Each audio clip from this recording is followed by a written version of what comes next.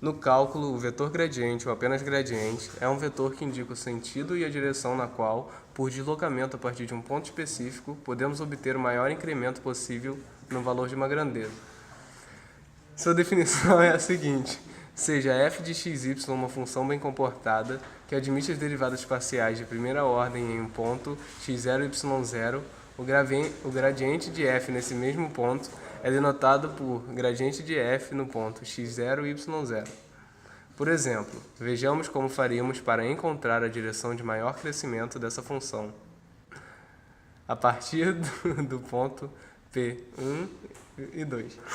Primeiramente, precisamos encontrar a curva de nível do nosso ponto. Para tanto, aplicamos o ponto na função e encontramos um valor de imagem. Assim, temos a curva de nível denotada por 3 é igual a x ao quadrado mais 1 sobre 2y ao quadrado, que é a elipse representada. Para encontrar o vetor gradiente, realizamos as derivadas parciais da função em relação a x e y e depois substituímos o ponto que nos foi dado para encontrar o vetor gradiente, que no caso é 2 e 2. Agora, desenhamos o gradiente na curva a partir do ponto 1, 2.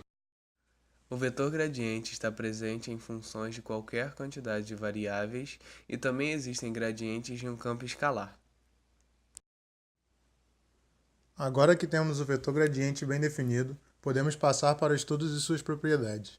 A propriedade que estudaremos é a perpendicularidade desse vetor com relação às curvas de nível da função. A melhor forma de mostrar isso é através de um exemplo. Portanto, observe a função z igual a x ao quadrado menos y. Temos esse paraboloide e nos interessamos em calcular o gradiente no ponto 2, 4. Observe agora que este ponto se encontra no plano xy na curva de nível y é igual a x ao quadrado. Calculando o gradiente dessa função, encontramos o gradiente de f, 2x e menos 1. E o gradiente aplicado no ponto será 4 e menos 1. Agora vamos observar o seguinte: existe apenas uma reta tangente à curva que passa por esse ponto, e ela é y é igual a 4x menos 4.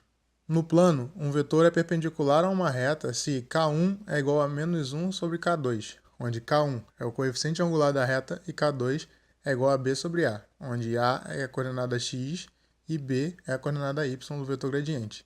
Então temos 4 vezes menos 1 sobre 4, que é igual a menos 1. O resultado menos 1 é o que nos garante a perpendicularidade. Além disso, temos as propriedades algébricas do vetor gradiente.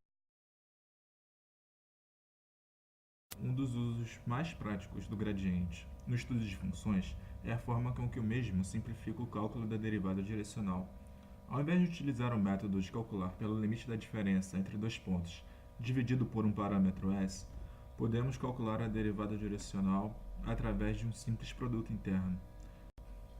Por exemplo, se quisermos determinar a derivada direcional dessa função, 5x ao quadrado menos 6xy mais z, primeiro calculamos o gradiente da função aplicado nesse ponto aqui, dado, que é o menos 1, 1, 0.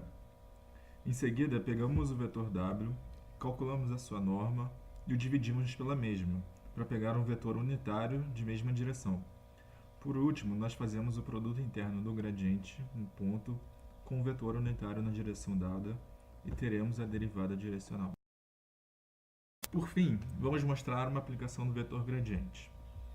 Vemos que, neste caso, buscamos um mapa da distribuição de temperatura no plano xy. Para descobrir isso, nós traçamos as curvas de nível da função e elas vão ficar parecidas com isso. Como podemos ver, as curvas de nível se afastam da origem à medida que o valor de imagem decresce. Então, se, por exemplo, um ponto S está na curva de nível z igual a 0, se ele desejar manter sua temperatura constante, tudo o que tem que fazer é se deslocar pela circunferência de raio raiz de 2.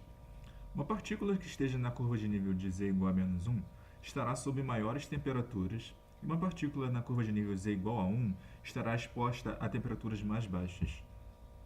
Agora, para parametrizar a trajetória descrita pelo ponto P, primeiro precisamos encontrar a direção de maior crescimento.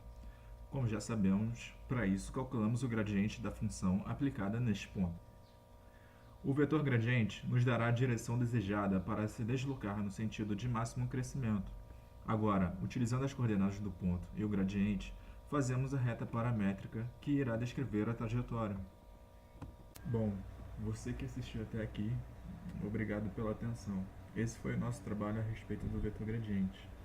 A voz que você ouviu logo no começo foi a do Breno. Em seguida veio a do Renan e eu sou o Guilherme. Até a próxima.